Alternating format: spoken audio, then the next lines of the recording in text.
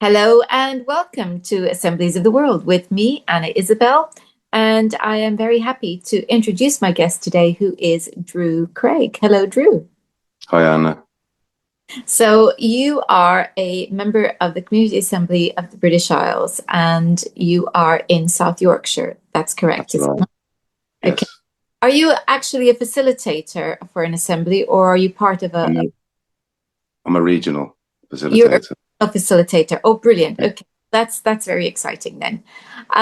So one of the reasons why, and I know you're doing lots of things because I hmm what you're doing, um, but there was something in particular that I thought would be good to talk about, and that is a project that is a time bank.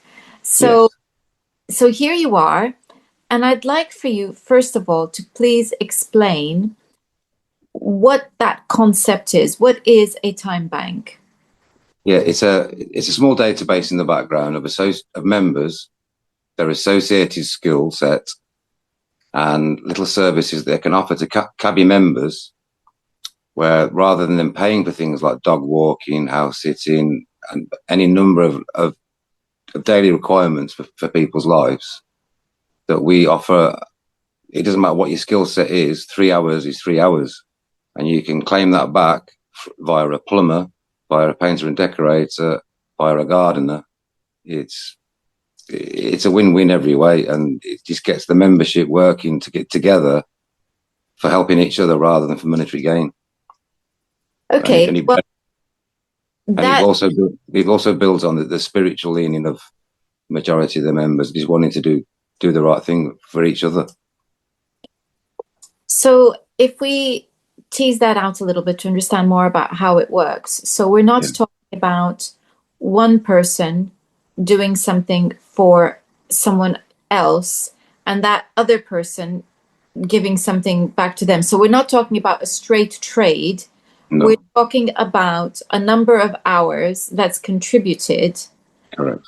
And then so they when they need something, they can ask for someone to come in and do a service for them based on the hours that are in that bank. Is that correct? Yeah, that's right. Yeah. So, how are you kind of keeping track of this? Well, there's another member at the moment working on a small app for people to log on via the internet or an associated app eventually, so that they can log that this person has done this amount of work, whatever it is. It will be logged the type of work, and it was still fleshing out how it's all going to operate in the background as far as the data that we're keeping about each other as well, because we need to consider things like that. But overall, it's a learning experience for us all how it's going to work as well, because we don't really know yet. So It's always lovely to have that sense of experimenting. yeah, Is it's early days. it out.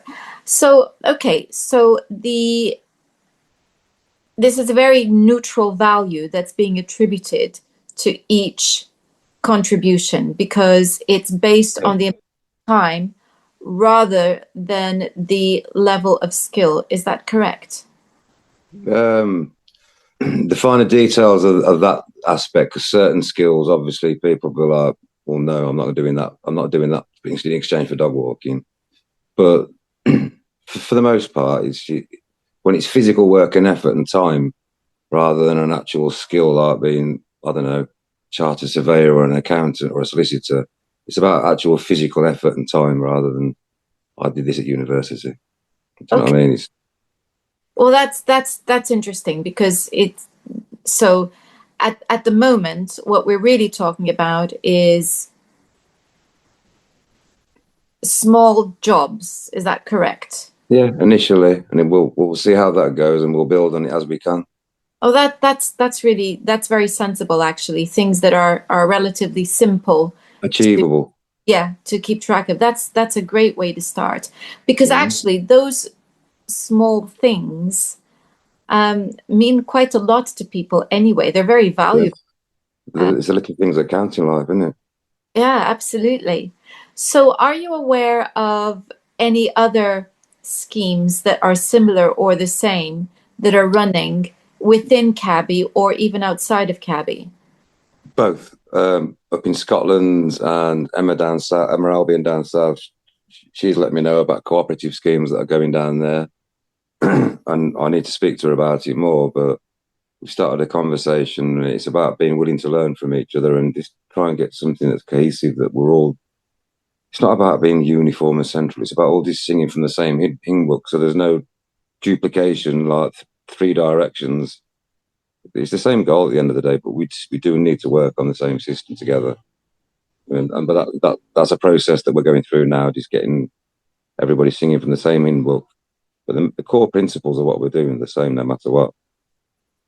Yeah. So it actually, the last time I heard somebody talk about something similar to this was one small town. Except Yes, that was that's right. much more elaborate.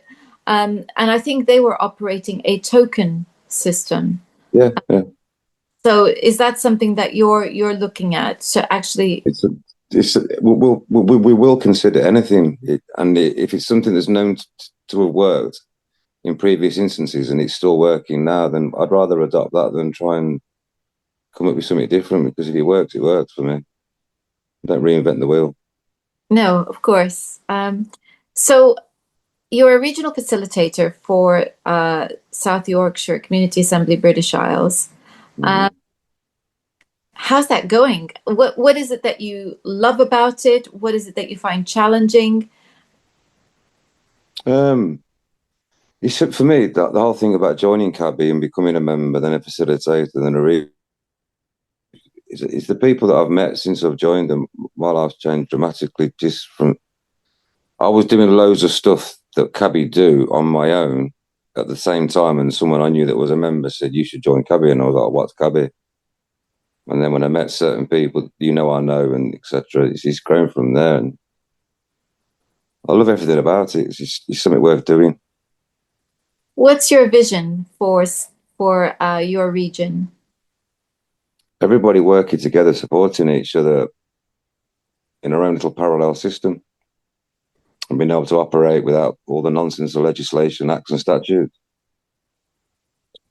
Being able to choose your own health, your own food, and being able to work with people that grow and all farm them things to get what you want without it being infiltrated by poisonous weirdos. To be honest with you. I love your technical terminology. Yeah. Okay, so what are there any other schemes that you are involved with for South Yorkshire? This was the one that really caught my imagination, the Timebank. I only join one thing, man. I don't join multiple things. No. So when I spoke to John and I looked into what Cabby was about, that's the one scheme that it's not a scheme for me. That's a choice of lifestyle. what I meant is that you've got the Timebank project for Oh, South. you mean the projects in Cabby? You mean? Yes. So what other projects are you thinking about in terms of the South Yorkshire area? Secure comms. I've got some CB ham radio base stations that my mate left me when he died that I'm putting to good use. Getting people educated on using analog radio communication as an only option possibly if they have to, but if not, it's a good secure way to communicate if you need to. Mesh networking. So explain mesh networking. It's basically it's an internet that operates outside the internet, so they can't monitor your communication and traffic. It's not got to the heights of being able to stream video, but for me, that's the last thing you need the internet for communication of data and just communication. It's essential to have something secure that's not controlled and not monitored. Okay. So I Can't think be switched off. a lot of people are going to be very curious about this system. So how does it work? And does it require computers? Tell us more about the mesh network. I've worked in IT for decades, but looking into the CB ham radio thing, I'm not an expert. I've used radios in my hobbies. I'm learning a lot as I'm going along, and I'm trying to help people at the same time as I think on my feet, Anna, and that's what I'm doing at the moment. I'm trying to get some documentation together while I'm working and doing all kinds of other stuff. Other people involved with different projects. We've got loads of little ideas and projects getting going at the moment, but they are really in their early stages. Well, this is the thing, isn't it? Is that one of the beautiful things about being a member of our organization is the creativity that Yes. is coming forward, because we always have ideas, but many of us have ideas all the time, but we don't always have the knowledge or the ability or the resources to actually create what we envisaged. But when it's You'd be surprised what you can do with nothing if you put your mind to it. but when it's a group of us working Yeah. together, I'm getting to the point where I have a little idea somewhere. I haven't got the time to do it, but I know somebody who can, and I will put that idea to them and let them do Yeah. something with it. So I think it's a very exciting thing working together in this way. You obviously are somebody who takes initiative, but you've just said, I think you'd be amazed at what you could do with nothing. What Mm. about that? What would you say to people who are firmly convinced that there's nothing to contribute, that they can't, that they haven't got anything? If you can make a seed germinate and plant a plant, you can do something. Yeah. Simple as that. So with your South Yorkshire members, how are you inspiring them to get more involved? By looking at the members that I've noticed over I've not even been a member a year yet, so to know people with the meetings that aren't once a month here and there. Not everyone turns up all the time. To work out whose skill set and talent is what. So it's just starting to gain momentum now, where I'm working stuff out and I'm building on relationships with people and getting them inspired and helping them where I can with my experience and letting them learn themselves. Because I've been choosing people with there's one guy that's got a bit of a passion with IT that's doing the book project. So I've shown him stuff that I know how to get more books faster for the repository. And then when I was looking at a server, but that server's got other knock-on possibilities for other things that we're doing ourselves in a private way, if you know what I mean. So we're not on their internet. And yeah, early days. There's a lot that I could say, but it's not. I haven't got enough in my head to say it with any conviction. Yeah, no, because what you're doing, and this is not, it's always good to speak to somebody when everything is up and running and you get the detail. But I also love to talk to people just in those Yeah. experimental stages, Mm. and just to see, okay, so this is just an idea at the minute, but here's what we're doing. So you've talked about looking at the members who are coming into meetings and working out who's got what skill set and Yeah. how that could be beneficial to the group. And a good few have volunteered and spoke up and said they can do this and that. And I've been helping one or two direct themselves that way, so they can go and do what they need to do and speak to existing members that are already doing something similar that Yeah, might need a bit of help and support. yeah, Yeah. that's brilliant. So I guess my question is, what are you doing about those that are just quietly sitting there who don't think they have anything to offer? I'll get to those. Yeah, you haven't got there yet. Okay, yeah, because that's an issue, isn't it? How do we? Because what to expand on what I just said there, because a few more members that haven't maybe said or done anything in the past, that have been members longer than me, are starting to do stuff now. It may make other members think that are a bit reticent about coming forward. Think, oh, well, they were quiet for ages. Maybe I can do something too. And I will get to people, because I do pay attention to people when they come to meetings, and I listen to what people say about where they've come from and what they've done, and I think, well, what could they do? Where could they contribute? And I think about the two-way energy exchange. You get me? I do. And Yeah, I do. Because I think that this is the reason I asked the question is because this is a discussion we're having all over the country, is how do we get our members involved?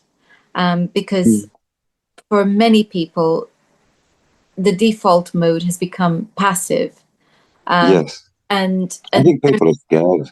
exactly, and that's the thing. Honestly, It's lack of confidence, yeah. and also some are genuinely overwhelmed because they're so incredibly pressed and stressed. So Especially if they've only woke up, as they say, in the last few years, all this stuff that comes through on social media. I mean, the stuff that I was called a bit of a weirdo for reading about in books 35 years ago, and everyone's like chatting to me like it's just happened. It happened half a century ago. What are you on about? yeah, So yeah, but I let them. They've got to go through that bit in there with their realization. I don't know if I was lucky or unlucky to like grow up how I did, but I found stuff out really, really, really early. yeah. Well, I That think was a people, different, and that was before the internet as well. You well, know, people, the libraries used to be full of good books for all that sort of thing. well, yes, and they remain they remain great places, libraries. I think we all have to make our own discoveries and come to things Mm, our own time, but it's really one of the reasons I asked to do this interview with you was because I feel that as somebody who takes initiative and your enthusiasm is so obvious, that it would be lovely to have a chat, because this is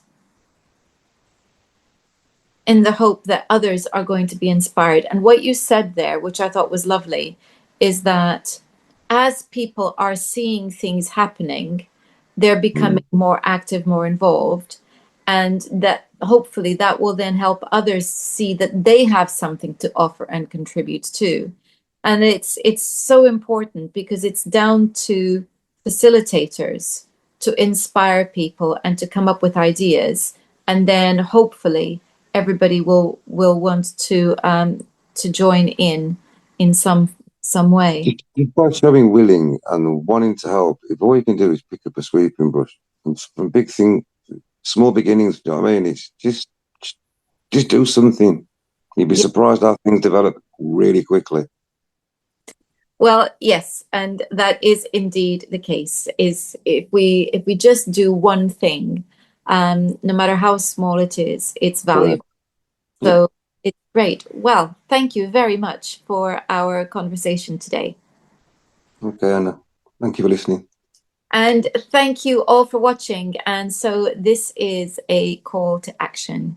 If you are a member of the Community Assembly of the British Isles, you do have something to offer, something to contribute. And even if you don't know what that is today, just show up at meetings, because at some point a light bulb will go on and there will be something that you can offer. Everyone matters, especially when we're building a new society. Until next time, goodbye.